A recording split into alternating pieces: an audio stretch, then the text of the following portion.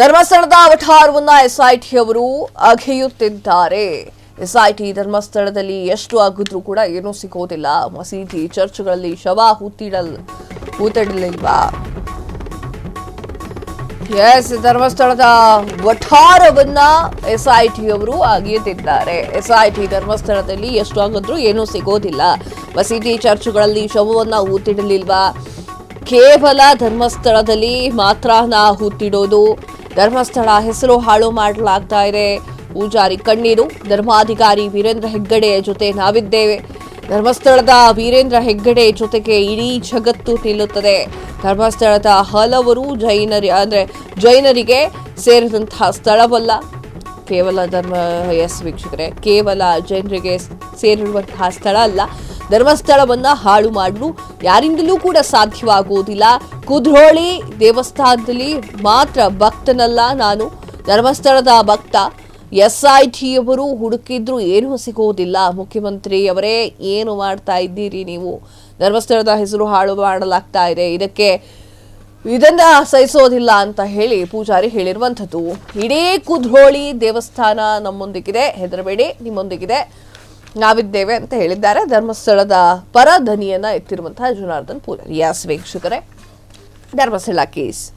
ಧರ್ಮಸ್ಥಳ ಕೇಸ್ಗೆ ಸಂಬಂಧಪಟ್ಟಂತೆ ಯಾರೇನೇ ಹೇಳಿದ್ರು, ಯಾರೇನೇ ಹೇಳಿಕೊಂಡ್ರು, ಅಥವಾ ಇಲ್ಲಾಗಿಬೇಡಿ ಅಲ್ಲಾಗಿಬೇಡಿ ಅಂತ ಹೇಳಿದ್ರು ಕೂಡ ಎಸ್ಐಟಿ ಅವರಿಗೆ ಅವ್ರವ್ರದ್ದು ಕೆಲಸ ಮಾಡೋದು ಗೊತ್ತಿಲ್ವೇನ್ರಿ?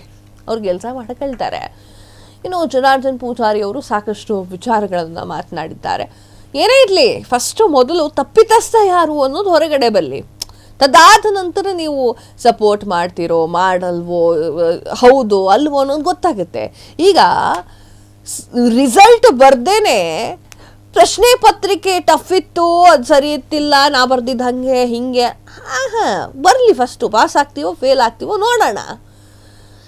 ಹಂಗೆ ರಿಸಲ್ಟ್ ಬರಲಿ, ಯಾರು ಈ ಒಂದು ಕೃತ್ಯವನ್ನು ಎಸಗಿದ್ದು ಅನ್ನೋದು ಬರಲಿ.